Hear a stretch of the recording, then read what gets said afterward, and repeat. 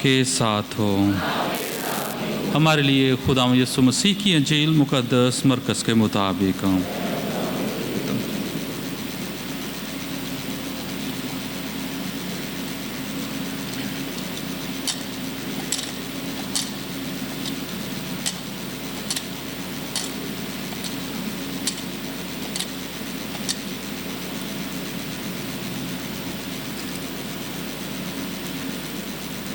उसके 10वें बाब में से सुनेंगे।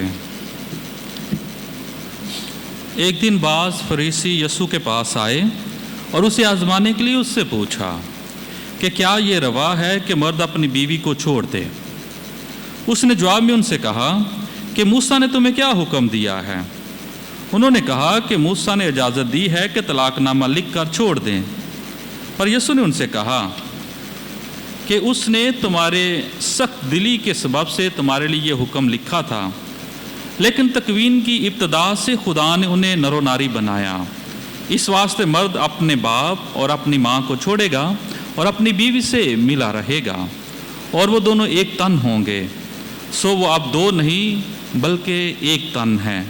बस जिसे खुदा ने जोड़ा है उसे इंसान जुदा ना करे। और अगर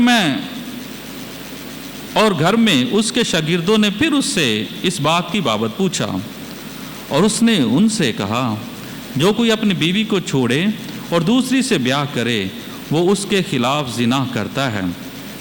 और अगर बीवी अपने शोहर को छोड़ दे और दूसरे से ब्याह करे तो जिना करती है। लोग छोटे बच्चों को उसके पास लाए ताकि वो उन्हें छुए, मगर शागिर्दों ने उन्हें झिड़का। यीशु ये देखकर नाखुश हुआ और उनसे कहा, छोटे बच्चों को मेरे पास आने दो, उन्हें मना ना करो, क्योंकि खुदा की बादशाही ऐसों ही की है। मैं तुमसे सच कहता हूँ, जो कोई खुदा की बादशाही को छोटे बच्चों की तरह कबूल ना करे वो उसमें हरगिज़ दाखिल ना होगा। फिर उसने उन्हें अपनी गोद में लिया और उन पर हाथ रख कर उन्हें बरकत दी। इंजील मुक़द्दस के वसीले से हमारे गुनाह मुआफ़ किए जाएँ। खुदावंद यीशु मसीह में मेरे अज़ीज़ भाइयों और बहनों, प्यारे बच्चों, आज हम साल के दौरान 27वें आम इतवार की पाक इबादत में शामिल हैं। आज की तिलावतें एक बहुत अहम मौजू की तरफ, एक अहम नुक्ते की तरफ हमारी तवज्जो मबजूल करवाती हैं। आपने तारुफ में सुना है कि आज ख़ानदानी ज़िंदगी की बुलाहट पर बातचीत की जाएगी। फ़ादर आज़म ने आप सब के लिए दुआए खैर की है अपने तारुफ में, और फरमाया है कि जहाँ लड़ाई झगड़े, ख़ानदानों में चपकलशें, ख़ानदानों में दूरियां हैं, वो आज की इस पाक इबादत के वसीले से ख़त्म हो जाएं और हम ख़ानदानी रवायात को, ख़ानदानी ज़िंदगी को, ख़ानदान के तक़द्दुस को, ख़ानदान की खूबसूरती को बेहतर तौर पर समझ पाए। आज जब हम ख़ानदानी ज़िंदगी पर बातचीत करते हैं तो सबसे पहले ख़ानदानी ज़िंदगी एक बुलाहट है, एक बुलावा है।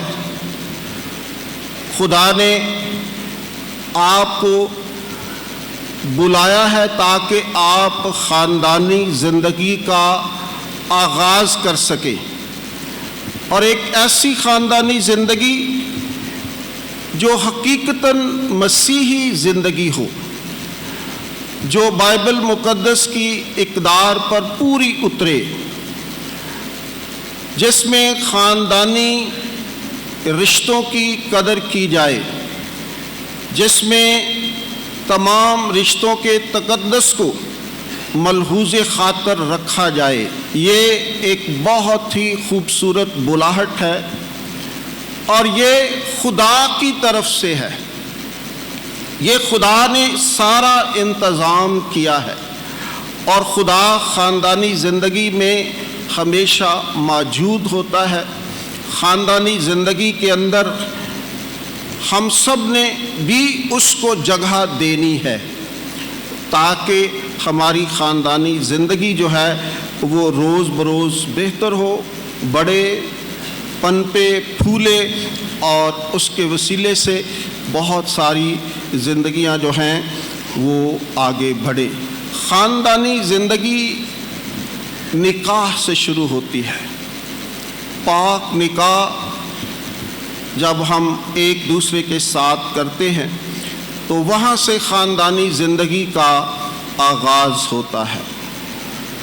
جس طرح میں نے کہا ہے کہ خاندانی زندگی ایک بلاوا ہے، بلاہٹ ہے، اور اس کے ساتھ ساتھ یہ ایک عہد ہے، اور عہد جو ہے وہ نہ کبھی ٹوٹتا ہے، نہ اس میں کبھی کوئی لرزش آتی ہے، نہ اس میں کبھی کوئی دراڑ آتی ہے، بلکہ یہ ایک زندگی بھر کا ساتھ ہے۔ اس کو موت ہی ایک دوسرے سے جدا کر سکتی ہے، اور کوئی ایسا ذریعہ نہیں ہے جس کے وسیلے سے آپ ایک دوسرے سے علیحدہ ہو جائیں۔ تو یہ بات سمجھنے کے لائق ہے، اور آج کے اس دور میں اس بات کو بہت ہی سنجیدگی سے لینا چاہیے کہ ہم نے عہد کیا ہے، دائمی عہد بندی ہے۔ نکاح کا ساکرامنٹ جو ہے وہ دائمی عہد بندی ہے۔ آپ خدا کے حضور، خدا کے خادمین کے حضور، خدا کے پاک گھر میں خدا کے پاک کلام پر ہاتھ رکھ کر ساری زندگی کا عہد کرتے ہیں، اور عہد مختصر عرصے کے لیے نہیں ہوتا، یہ پرماننٹ اور ہمیشہ اور ابدی رشتہ ہے جو آپ نے نبھانا ہے، اور اس کو نبھانے میں ہی خدا کی خوشنودی شامل ہے۔ اگر آپ دونوں میاں بیوی علیحدہ ہونے کا سوچتے ہیں تو آپ خدا کو ناراض کرتے ہیں۔ تیسرے نمبر پر پاک نکاح کا ساکرامنٹ جو ہے وہ ایک ساکرامنٹ ہے، وہ کانٹریکٹ نہیں ہے۔ ہم پاک نکاح کا ساکرامنٹ حاصل کرتے ہیں۔ صبح کی دعاؤں میں ہم ہر روز اور ہر اتوار ان ساکرامنٹس کو دہراتے ہیں۔ پاک ماں کیتھولک کلیسیا کی بنیاد ہی ساکرامنٹوں پر ہے، ساکرامنٹل لائف پر ہے۔ ساکرامنٹوں کو پاک ماں کیتھولک کلیسیا بہت اہمیت دیتی ہے، کیونکہ انہی پر ہی ہمارا سارا دار و مدار ہے، اور یہ خداوند یسوع المسیح نے خوبصورت ساکرامنٹ خود مقرر کیا ہے، خود اس بات کا احساس کیا ہے کہ آدم جو ہے وہ اکیلا اچھا نہیں ہے۔ تو یہ ساکرامنٹ اتنا ہی قدیم ہے جتنا انسان خود قدیم۔ شروع سے یہ خوبصورت زندگی کا آغاز جو ہے وہ ہوا، اور یہ خدا کی پاک مرضی سے ہوا، اور خدا نے دونوں کو برکت دی اور کہا بڑھو پھلو اور زمین کو معمور و محکوم کرو۔ تو یہ خدا کی خوشنودی ہے، خدا اس میں موجود ہے، اور خدا ہی یہ چاہتا ہے کہ آپ یہ خوبصورت زندگی کا آغاز کریں۔ تو شادی جو ہے، نکاح جو ہے، خاندانی زندگی جو ہے ایک بلاوا ہے، بلاہٹ ہے۔ خدا آپ کو بلا رہا ہے، یہ خدا کی پاک مرضی ہے، خدا کی اس میں شمولیت ہے۔ خدا چاہتا ہے کہ آپ دونوں مل کر ایک خوبصورت خاندان کی بنیاد رکھیں۔ اور دوسرے نمبر پر یہ ایک عہد ہے، اور تیسرے نمبر پر یہ ایک ساکرامنٹ ہے۔ تو اس لیے ہم سب نے جن کو بلایا گیا ہے خاندانی زندگی کے لیے، یہ باتیں ہمیشہ اپنے رکھنی ہیں تاکہ آپ ایک اچھی خاندانی زندگی بسر کر سکیں۔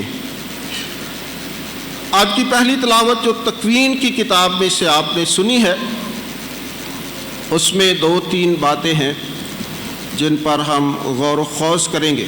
اور خداوند خدا زمین کے سب جاندار اور آسمان کے سب پرندے مٹی سے بنا کر انسان کے پاس لایا تاکہ دیکھے کہ وہ ان کے کیا نام رکھتا ہے۔ پس آدم نے ہر ایک جاندار کو جو نام دیا وہی اس کا نام ہوا، اور انسان نے سب پرندوں، چرندوں اور آسمان کے پرندوں اور زمین کے سب درندوں کا نام رکھا، پر انسان کو اپنی مانند کا کوئی مددگار نہ ملا۔ یہاں پر خدا انسان کو حاکمیت دیتا ہے، اپنا نائب مقرر کرتا ہے، اور وہ چاہتا ہے کہ انسان جو اشرف المخلوقات ہے، جس کو شعور اور جس کو عقل سے نوازا گیا ہے، وہ میرا نائب ہو۔ تو خدا نے آدم کو حاکمیت عطا فرمائی کہ وہ سب کائنات کے سارے مخلوقات پر حکومت کرے۔ پاک انجیل کے اندر یا کلام مقدس کے اندر نام رکھنا یا نام جاننا حاکمیت کی طرف اشارہ کرتی ہے۔ جب بچہ پیدا ہوتا ہے تو ہم اس کا نام رکھتے ہیں، تو وہ خاندان کے اندر آپ کے تابع ہوتا ہے، آپ نے اس کا نام رکھا ہے، آپ اس کے نام سے اس کو پکارتے ہیں، وہ آپ کی بات سنتا ہے، وہ آپ کا اطاعت مند بچہ ہوتا ہے، وہ آپ کا فرما بردار بچہ ہوتا ہے۔ تو اس لیے خدا نے آدم سے کہا کہ تو سب کے نام رکھ، تاکہ ان سب مخلوقات پر تیری حکومت ہو، تو اسے کنٹرول کر سکے، تو میرا نائب ہو سکے اور اس سارے نظام کو چلا سکے۔ تو لکھا ہے کہ آدم نے جس جس چیز کا جو نام رکھا وہی اس کا نام ہو گیا، وہی اسی نام سے اسے پکارا جانے لگا۔ تو پہلی بات کہ خدا انسان سے بے پناہ محبت کرتا ہے، اور وہ چاہتا ہے کہ وہ اس دنیا پر حکومت کرے۔ نام رکھنے سے اس کو حاکمیت دی گئی ہے، وہ اشرف المخلوقات بنا ہے، وہ تمام مخلوقات میں سے اعلیٰ درجے پر ہے، کیونکہ وہ شعور رکھتا ہے اور عقل رکھتا ہے۔ آگے لکھا ہے کہ بے شک اس کو ساری حاکمیت مل گئی، ساری مخلوقات اس کے تابع ہو گئیں، ساری درندوں پرندوں چرندوں کے اس کے نام رکھے گئے، لیکن اسے اپنے جیسا کوئی نظر نہ آیا۔ یہ دوسرا پوائنٹ ہے آج کی اس پاک تلاوت میں، اپنی مانند کا کوئی مددگار نہ ملا۔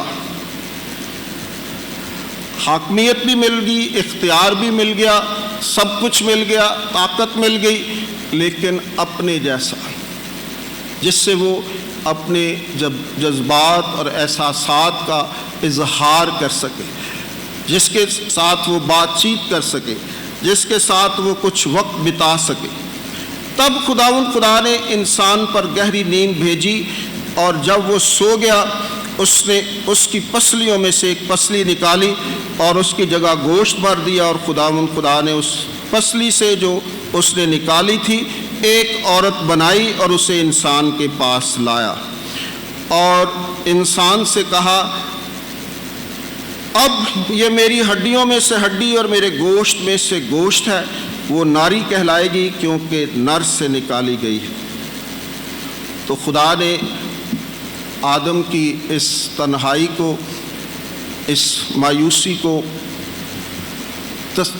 محسوس کیا، اور اس کے لیے ایک عورت بنائی جو اس کے بدن میں سے تھی، اور وہ اسے دیکھ کر خوش ہوا، اور اس نے اس بات کا اظہار کیا کہ یہ میری ہڈیوں میں سے ہڈی اور میرے گوشت میں سے گوشت ہے، یعنی وہ میرے جیسی ہے،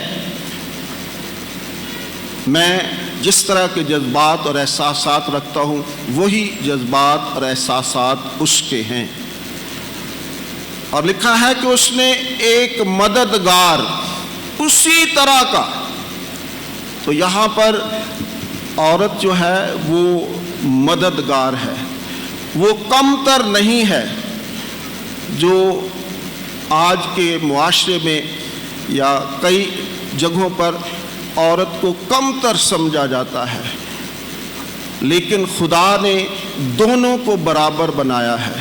دونوں کو ایک دوسرے کے ساتھ ہر لحاظ سے، جسم اور روح سے، احساسات اور جذبات اور ہر ایک بات میں ایک جیسا بنایا ہے، تاکہ وہ دونوں مل کر ایک دوسرے کی مدد کریں، ایک دوسرے کو مکمل کریں، ایک دوسرے کو کمپلیٹ کریں. اور دونوں نے اپنا اپنا رول ادا کرنا ہے، اپنا اپنا کردار ادا کرنا ہے، تاکہ ہم ایک خوبصورت خاندان کی بنیاد رکھیں. یہ خدا کی طرف سے ہے، خدا کا منصوبہ ہے. خدا چاہتا ہے، خدا بلاتا ہے، خدا آپ کو برکت دیتا ہے، تو آپ نے ایک دوسرے کی مدد کرنی ہے، ایک دوسرے کو کم تر نہیں سمجھنا. جب آپ جڑ گئے ہیں تو پھر اس میں خدا کی پاک مرضی ہے. یہ خدا انتظامات کرتا ہے. ہم اکثر کہتے ہیں کہ جوڑی سنجوگ جو ہیں وہ آسمانوں پر بنتے ہیں اور ہم زمین پر ان کو سیلیبریٹ کرتے ہیں. تو جو آسمان پر بنائی گئی چیز ہے، جو ہماری قسمت میں لکھی گئی ہے، اس کو قبول کرنا، اس کو اپنی زندگی میں لانا، اس کو تسلیم کرنا، ایک دوسرے کے ساتھ مل کر ایک دوسرے کی ساری باتوں کو اچھی طرح سے انڈرسٹینڈ کر کے ایک نئی زندگی کا آغاز کرنا، جو خاندانی زندگی ہے، جو خوبصورت زندگی ہے، جو بلاوا ہے. تو وہ کہتا ہے کہ اب یہ میری ہڈیوں میں سے ہڈی اور میرے گوشت میں سے گوشت ہے. وہ ناری کہلائے گی کیونکہ نر سے نکالی گئی. اس واسطے مرد اپنے باپ اور اپنی ماں کو چھوڑے گا اور اپنی بیوی سے ملا رہے گا، اور وہ دونوں ایک تن ہوں گے. اور آدمی اور اس کی بیوی دونوں ننگے تھے اور شرماتے نہ تھے. تیسرا پوائنٹ اس تلاوت میں جو ہے وہ ایک تن ہونا. ایک تن ہونے سے مراد ہے کہ ہم ہر بات کے اندر، ہر منصوبے کے اندر، ہر پلان کے اندر، جو بھی آپ اپنے گھر کے لیے، اپنی آنے والی اولاد کے لیے، اپنے لیے بناتے ہیں، دونوں کو شامل کیا جائے. اور بہت دفعہ آج کے اس دور میں مرد جو ہیں اپنی بیویوں سے بہت کچھ چھپاتے ہیں، اور بیویاں جو ہیں اپنے مردوں سے بہت کچھ چھپاتی ہیں. تو یہاں پر وہ ایک تن نہیں ہیں. اس کا مطلب ہے کہ آپ اپنی فکر میں، اپنی سوچ میں، ہر بات میں آپ نے اپنے ساتھی کو ساتھ لے کر چلنا ہے، کیونکہ اب دو نہیں ہیں بلکہ ایک ہیں. دو قالب ایک بدن، دو دل مل کر ایک نئی زندگی کو شیپ دینا ہے، ایک خوبصورت زندگی کو بنانا ہے. اور یہ ایک تن ہونا بہت ضروری ہے. جب تک آپ کی فکر، آپ کی سوچ، آپ کے کام، آپ کے منصوبے ایک دوسرے کے ساتھ شیئر نہیں ہوتے، آپ مشاورت نہیں کرتے، جب وہ آپ کو ان اینڈ آؤٹ جانتی نہیں ہے، اور جب آپ اپنے خامند کو ان اینڈ آؤٹ نہیں جانتے، تو پھر مسائل پیدا ہوتے ہیں، پھر ناچاکیاں پیدا ہوتی ہیں، پھر فاصلے بڑھتے ہیں، پھر جدائیاں ہوتی ہیں، پھر علیحدگی ہوتی ہے، اور پھر آگے بے شمار بڑے بڑے مسائل جو ہیں وہ جنم لیتے ہیں. پرانے لوگوں کی زندگیاں کیوں کامیاب تھیں؟ وہ اسی لیے کامیاب تھی کہ وہ اپنی بیوی کو مانتے تھے کہ یہ میری بیوی ہے، اور ہر چیز وہ ایک دوسرے کی مشاورت سے کرتے تھے. آج کا دور بہت نازک دور ہے جس میں سے ہم گزر رہے ہیں. خاندانی زندگی بہت سارے مسائل کا شکار ہو چکی ہے، بے شمار الجھاؤ ہیں، پریشانیاں ہیں، اور کئی شادیاں تو بس ہفتوں کے بعد، مہینوں کے بعد علیحدگی پر آ جاتی ہیں۔ تو آج خدا کا کلام ہم سب کو بتا رہا ہے کہ پاک ماں کیتھولک کلیسیا اس بات کے خلاف ہے۔ آج کی انجیل میں یسوع المسیح واضح طور پر بتاتے ہیں کہ ابتدا میں ایسا نہیں تھا۔ ابتدا میں خدا نے نر اور ناری پیدا کیا، دونوں کو بنایا تاکہ وہ اکٹھے رہیں۔ اگر موسیٰ کی بات وہ پھنسانے کے لیے خداوند سے کرتے ہیں تو خداوند یسوع المسیح فرما رہے ہیں کہ آپ کی سخت گیری کی وجہ سے، آپ کی طبیعت کی وجہ سے، آپ کی ساری اس سخت باتوں کی وجہ سے اس نے کہا ہے، لیکن ابتدا میں ایسا نہیں تھا۔ خدا کا منصوبہ یہ نہیں تھا کہ آپ اپنی بیوی کو چھوڑ دیں، کیونکہ جسے خدا نے جوڑا ہے اسے انسان جدا نہ کرے۔ یہ بڑا خوبصورت جملہ ہے اور اسے ہم نے بار بار یاد کرنا ہے کہ خدا نے ہمیں یہ زندگی دی ہے، یہ خدا کی پاک مرضی ہے، اور خدا نے ہی ہمارے لیے ایک دوسرے کو بنایا ہے، اور خدا کا پلان اور منصوبہ یہی ہے۔ تو خدا کی اس رضا کو جانتے ہوئے ہم نے نبھا کرنا ہے، ہم نے اس زندگی کو آگے لے کر جانا ہے۔ خدا نے کہا کہ انسان کا اکیلا رہنا اچھا نہیں، لہٰذا نکاح کے تقدس میں ایک دوسرے کا ساتھ دینے کی پہلی وجہ انسان کا ایک دوسرے کو مکمل انسان بنانے اور بننے میں رفاقت دینا اور معاونت کرنا ہے، کہ ہم نے ایک دوسرے کو مکمل کرنا ہے، ایک دوسرے کو کمپلیٹ کرنا ہے، اور اس میں ہماری معاونت ایک دوسرے کو چاہیے۔ ایک دوسرے کے ساتھ دینے کی پہلی وجہ انسان کا ایک دوسرے کو مکمل انسان بنانا اور بننے میں رفاقت دینا، اس کے انسان کا کمپلیٹ بننے میں رفاقت دینا، کہ اس کے ساتھ رہنا، اس کی باتوں کو سننا، اس کی ہدایت و رہنمائی کرنا، ایک دوسرے کی کونسلنگ کرنا، ایک دوسرے کو راہ راست پر لانا۔ اگر کوئی ایسا فریق ہے تو آپ اس کی رفاقت میں رہ کر اس کے معاون ہوتے ہوئے اس کو بہتری کی طرف لا سکتے ہیں۔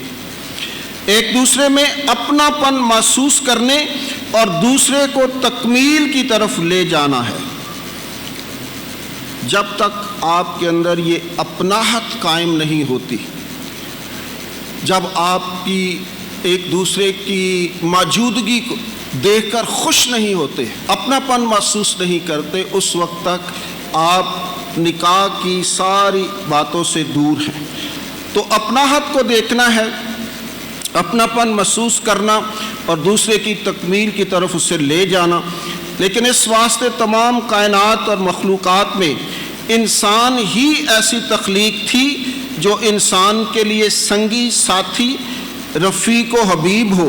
اس کے علاوہ اسے کوئی ساتھی اور اپنا نہ ملا جس کے ساتھ وہ خارجی اور باطنی، روحانی اور جذباتی شراکت رکھ سکے۔ تو جب خدا نے اسے بنایا تو اسے اپنے جیسا کوئی رفیق، کوئی حبیب، کوئی سنگی، کوئی ساتھی ایسا نہ ملا جو اس کے جذبات اور احساسات کو سمجھ سکے، اور جس کے ساتھ وہ خارجی و باطنی، روحانی اور جذباتی شراکت رکھ سکے، اور اس کی زبان اور جذبات نہ صرف سمجھ سکے اور قبول کر سکے بلکہ جواباً رد عمل بھی ظاہر کر سکے۔ یعنی پیار کا جواب پیار کے اندر اور قبولیت کا جواب قبولیت کے اندر اسے نظر آئے۔ تو ہم جو میاں بیوی ہیں، وہ اگر ایک شخص آپ کو بہت پیار کرتا ہے تو آپ کا بھی فرض ہے کہ اسی پیار سے جواب دیا جائے، اور اسی طرح قبولیت، کہ ایک دوسرے کو قبول کرنا، ایک دوسرے کی کبھی بھی کوئی منفی باتوں پر غور نہ کرنا، بلکہ ایک دوسرے کی قبولیت کو ماننا، ایک دوسرے کو ماننا اور ایک دوسرے کے ساتھ رہنا۔ ایک ایسے ساتھی کی تلاش اور انتظار میں تھا جسے وہ حقیقی معنوں میں رفیق حیات اور شریک حیات اور زندگی کا ساتھی قبول کر سکے۔ آج بھی اس بات کو تشنگی کے ساتھ لیا جاتا ہے۔ جب ہمارے بزرگ ہمارے بچوں کی شادیاں کرتے ہیں تو وہ اسی بنا پر، اسی سوچ سے کہ اس کے ساتھ کوئی ایسا شخص ہونا چاہیے جو اس کا ساتھی ہو، جو اس کا سنگی ہو، جو اس کی شریک حیات ہو، جو اس کے ساتھ رہ سکے، جو اس کی رفاقت کر سکے اور جو اس کو راہ راست پر لا سکے اور جو اس کی زندگی کو مکمل کر سکے، جو دکھ سکھ میں اس کا رفیق اور اس کا ساتھی بن سکے۔ اچھے حالات کے اندر سب ہی بہت خوبصورتی کے ساتھ زندگی گزارتے ہیں، لیکن خاندانی زندگی میں اصل ٹیسٹ اس وقت ہوتا ہے جب حالات اتنے اچھے نہیں ہوتے۔ وہ کسی بھی وجہ سے ہو سکتے ہیں، کبھی بھی کوئی آزمائش آ سکتی ہے، کبھی بھی کوئی پریشانی آ سکتی ہے، کبھی بھی کوئی بیماری آ سکتی ہے۔ تو ان سارے حالات کے اندر، دکھ اور سکھ کے اندر ہمیشہ ایک دوسرے کے ساتھ رہنا، یہی ایک مسیحی خوبصورت زندگی ہے۔ اور اس ماحول میں اور فضا میں اولاد کی پرورش اور اس کا تحفظ ممکن بنا۔ جو خدا اولاد آپ کو دیتا ہے اس کا تحفظ اور اس کی پرورش کرنا، یہ والدین کی ذمہ داری ہے۔ اور جب ہم اس ذمہ داری کو خوبصورتی سے نبھاتے ہیں تو خدا ہماری مدد اور رہنمائی کرتا ہے۔ خدا نے مرد کے ساتھ عورت کو پیدا کیا، جس کی رفاقت میں مرد نے اپنا پن محسوس کیا، کیونکہ عورت اس کی ہڈیوں میں سے ہڈی اور اس کے گوشت میں جیسا گوشت یعنی جسم و جان سے تھی۔ یہی رفاقت کا وہ بندھن ہے اور یہی وہ عہد ہے، یہی وہ عقد ہے جس کی بنا پر ایک دوسرے کو محبت میں قبول کرتے اور ایک دوسرے کے ساتھ ایک ابدی ناطہ اور اس طرح کا بندھن باندھا جاتا ہے جس کی راہ میں ہونے والی ہر رکاوٹ، حتیٰ کہ خونی تعلقات، سماجی حد بندیاں، ثقافتی حدود و قیود اور سماجی ضابطے بھی اگر چھوڑنے پڑیں تو چھوڑ دیے جاتے ہیں۔ اس میں ہر رکاوٹ کو توڑ دیا جاتا ہے، چھوڑ دیا جاتا ہے تاکہ اس عہد کو نبھایا جا سکے۔ یہ بہت خوبصورت عہد ہے، یہ بہت اچھا بلاوا ہے، تو اس بلاوے میں ہم نے قائم اور دائم رہنا ہے۔ اس واسطے مرد اپنے باپ اور اپنی ماں کو چھوڑے گا اور اپنی بیوی سے ملا رہے گا اور وہ دونوں ایک تن ہوں گے۔ ازدواجی زندگی ایک مقدس عمل ہے، ایک مقدس عمل ہے۔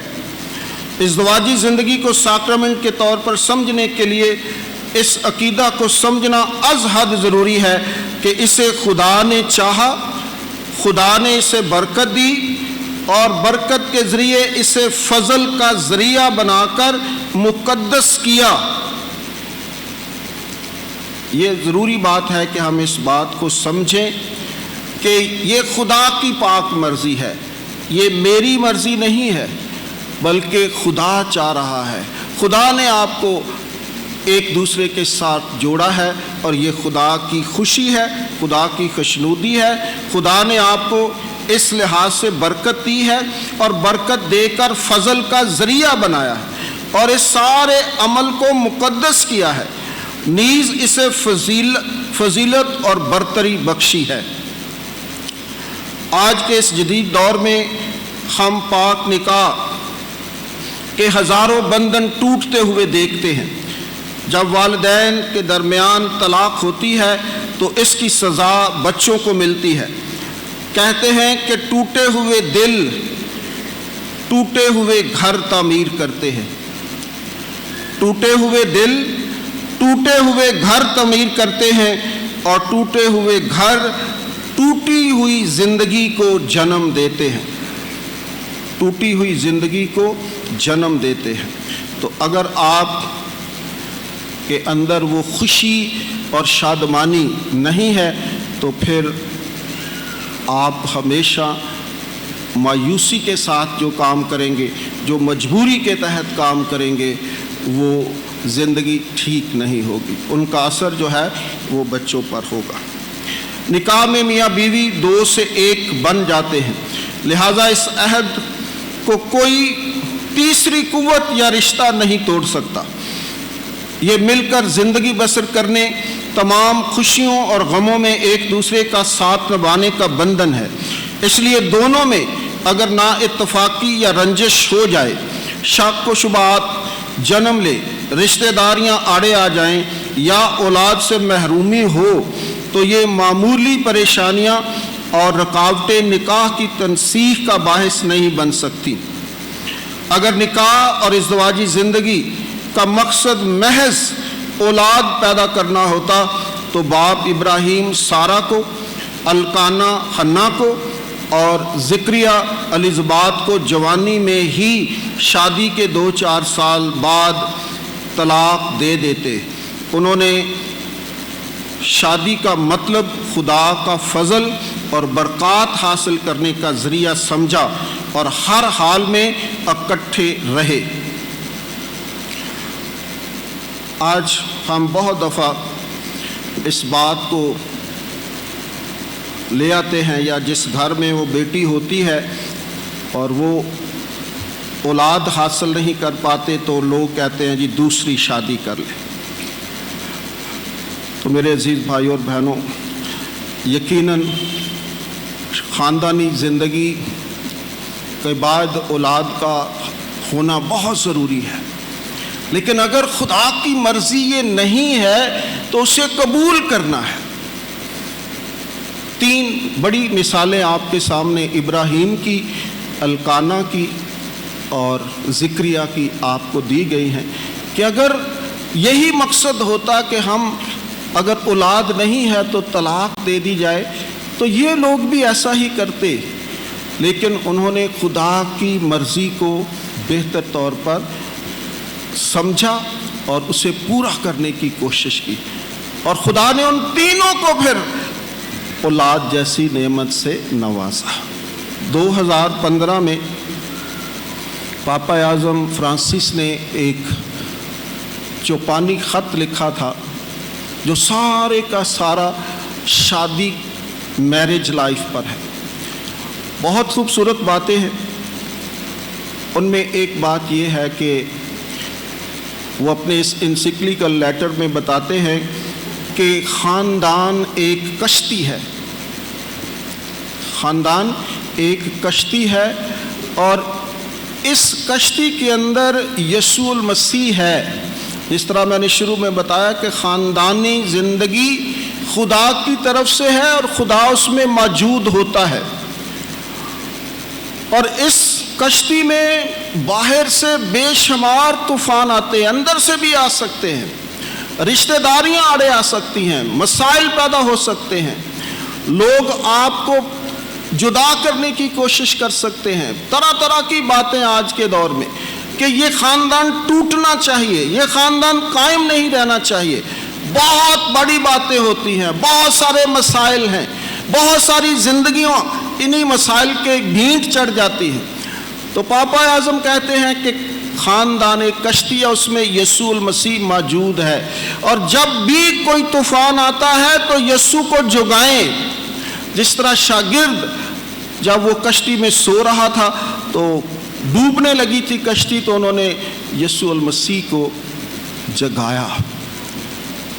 तो आप यीशु के पास आएँ, वो सारे मसाइल को, उन सारे तूफ़ानों को जो ख़ानदानी ज़िंदगी के लिए ज़हर कातिल बन रहे हैं, तो यकीनन अगर आप ईमान के साथ खुदावंद को याद करेंगे, खुदावंद के पास आएंगे, खुदा आपके साथ है। ख़ानदानी ज़िंदगी में आप उसके बग़ैर इस ज़िंदगी को आगे नहीं चला सकते। یہ خدا کی پاک مرضی ہے، وہ آپ کے ساتھ ہے۔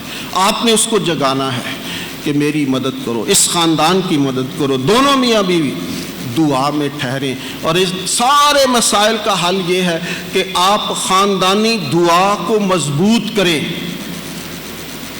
یہ آج کے اس دور میں شاید کم ہوتی جا رہی ہے، کیونکہ اکٹھے ہی نہیں ہوتے ہم، کوئی 2 بجے آ رہا ہے، کوئی 3 بجے آ رہا ہے، تو ایک خاندان جو ہے وہ بکھرے ہوئے ہیں، تو خاندان کبھی اکٹھے نہیں ہوتے، تو کم از کم خاندان کو ایک وقت پر اکٹھے ہونا ہے، 1 میل اکٹھے کھائیں، اس میں بڑی برکت ہے، اس میں بے شمار مسائل حل ہو جاتے ہیں، اس میں بہت ساری باتیں سدھر جاتی ہیں۔ تو میری آج آپ سے درخواست ہے کہ اکٹھے دعا کرنے کی روایت کو قائم کرے تاکہ ٹوٹنے سے بچ جائیں، خاندان برباد ہونے سے بچ جائیں، خاندانی زندگی بحال ہو سکے، اور پاک ماں کیتھولک کلیسیا جس طرح کے خاندان دیکھنا چاہتی ہے وہ خاندان معرض وجود میں آئیں۔ پاپا اعظم اس لیٹر میں ایک اور بات بڑی خوبصورت کرتے ہیں کہ آپ کے جو بچے ہیں، آج کی انجیل میں شاگرد بچوں کو روک رہے ہیں اور یسوع ان کو جھڑکتا ہے اور کہتا ہے کہ بچوں کو میرے پاس آنے دو، انہیں منع نہ کرو۔ میرے عزیز بھائی اور بہنوں، شادی کے بعد اگر خدا آپ کو صاحب اولاد کرتا ہے تو پھر آپ کی ساری انرجی اور ساری توجہ اور آپ کا سارا فوکس جو ہے وہ اولاد پر ہونا چاہیے، اور ہوتا بھی ہے، کیونکہ والدین پھر سب کچھ بھول جاتے ہیں، وہ اپنی اولاد کو دیکھ کر خوش ہوتے ہیں۔ اور پاپا اعظم کہتے ہیں کہ آپ کے بچے آپ کی تاریخ بدل دیتے ہیں، آپ کے بچے آپ کی تاریخ بدل دیتے ہیں۔ اگر بچے کامیاب ہو جاتے ہیں تو یقیناً یہ بات درست ہے کہ وہ تاریخ کو بدل دیتے ہیں۔ اگر آپ کے بچے کامیاب ہو جاتے ہیں، تعلیم یافتہ ہو جاتے ہیں، پڑھ لکھ جاتے ہیں، تو یکسر خاندان کی حالت بدل جاتی ہے، خاندان کی حالت بدل جاتی ہے۔ اور یہی مقصد ہے اس بلاہٹ کا کہ اگر ہمارے خاندان، ہمارے والدین جو غریب تھے، جو ہر طرح سے قسم پرسی کی حالت میں انہوں نے زندگی گزاری، لیکن انہوں نے اولاد پر توجہ دی، اولاد نے بڑھ کر بڑے بڑے عہدے حاصل کیے اور بڑے بڑے اچھے عہدوں پر فائز ہو کر خاندانی زندگی کو بدل دیا، ان کا سٹیٹس بڑھ گیا۔ تو بچے جو ہیں وہ تاریخ بدل دیتے ہیں، اور ہم سب نے بھی اپنے بچوں پر توجہ دینی ہے۔ ہم یہاں پر کیوں ان کے لیے دعائیں کرتے ہیں؟ ہر منگل میں ہمارا ایک موضوع ہوتا ہے طالب علموں کا، کہ بچے ہمارے پڑھیں، ترقی یافتہ ہوں، آگے بڑھیں، تاکہ خاندانی زندگیاں اوپر آئیں، بہتر آئیں، سٹیٹس بڑھے۔ غریب خاندان میں پیدا ہونا کوئی بڑی بات نہیں ہے، کوئی بڑی بات نہیں ہے۔ ہم سب غریب خاندانوں میں ہی پیدا ہوئے ہیں، غریب خاندان میں پیدا ہونا کوئی بڑی بات نہیں ہے، لیکن غریب رہ کر مر جانا یہ بہت بری بات ہے، بہت بری بات ہے، کیونکہ آپ نے محنت نہیں کی، آپ نے زندگی کے حقیقی معنوں کو نہیں سمجھا، آپ نے اپنی زندگی کو تبدیل نہیں کیا، اور اسی غربت میں، اسی ڈگر میں، اسی کولو کے بیل کی طرح اسی میں رہے، چکر کاٹتے رہے، اور وہی آپ کی دنیا رہی اور آپ اس دنیا سے چلے گئے۔ یہ بہت بری بات ہے۔ تو اس لیے پاپا اعظم کہتے ہیں کہ بچے آپ کی تاریخ بدل دیتے ہیں، اور جب تاریخ بدلتے ہیں تو والدین کو بڑی خوشی ہوتی ہے۔ والدین ایک دفعہ پھر جوان ہو جاتے ہیں، وہ بڑے فخر سے بتاتے ہیں کہ میرا بیٹا وہاں پر ہے، وہ یہ عہدے پر لگا ہو، انجینئر ہے، ڈاکٹر ہے، میری بیٹی فلاں جگہ پر ہے، وہ ایک انتہائی عجیب سی خوشی والدین کو نصیب ہوتی ہے جب بچے آپ کی زندگیوں میں خوشیاں لاتے ہیں۔ اور یہی کلیسیا کا مطلب ہے، کلیسیا یہی چاہتی ہے۔ اسی لیے بار بار ہم ان بچوں کو انکرج کرتے ہیں، ان کے لیے دعا کرتے ہیں، جو محنت کرتے ہیں، جو ماں باپ کی غربت کو سمجھتے ہیں، ماں باپ کی قربانیوں کو سمجھتے ہیں، ماں باپ کی اس محنت کو سمجھتے ہیں جس محنت سے اور جن قربانیوں سے انہوں نے بچوں کو پالا پوسا جوان کیا۔ اور جب وہ اس ذہن میں رکھتے ہیں کہ اب ہم نے اپنے والدین کا سہارا بننا ہے، اور کئی وہ بھی بچے ہیں کہ شادی کے بعد بھی والدین ہی ان کی ساری ذمہ داریوں کو پورا کرتے ہیں، تو یہ دونوں طرف ہے۔ تو آج جب ہم ایک خوبصورت ٹاپک پر بات کر رہے ہیں، بہت ہی خوبصورت ٹاپک ہے، بہت ہی خوبصورت بلاہٹ ہے، بہت ہی خوبصورت ساکرامنٹ ہے، اور ہماری دعا ہے کہ خدا ہمارے خاندانوں کو مضبوط رکھے اور ان میں کبھی بھی کوئی خراش نہ آئے، کوئی دراڑ نہ آئے، کوئی ناچاکی اور کوئی جھگڑا فساد نہ ہو، تاکہ ہمارے خاندان پاک انجیل کے مطابق، ان کی اور یسوع کی تعلیمات کے مطابق روز بروز مضبوط ہو جائیں، اور خدا ہمارے خاندانوں کو اور ان کے بچوں کو برکت بخشے۔ اور ہم سب کی تاریخ بدلنی چاہیے، ہم سب نے آگے بڑھنا ہے اور بچوں کی تربیت کرنی ہے، بچوں کو بہتر آسائشیں دینی ہیں تاکہ وہ ہماری زندگیوں کے لیے خوبصورت انسان بن سکیں اور معاشرے کے فعال اور بہترین انسان بن کر ہم سب کے لیے خوشی اور فخر کا باعث بنے۔ خدا آپ سب کو، آپ کے خاندانوں کو، آپ کی ازدواجی زندگیوں کو اور آپ کے بچوں کو بہت بہت برکات سے نوازے، مسیح خداوند کے وسیلے سے آمین۔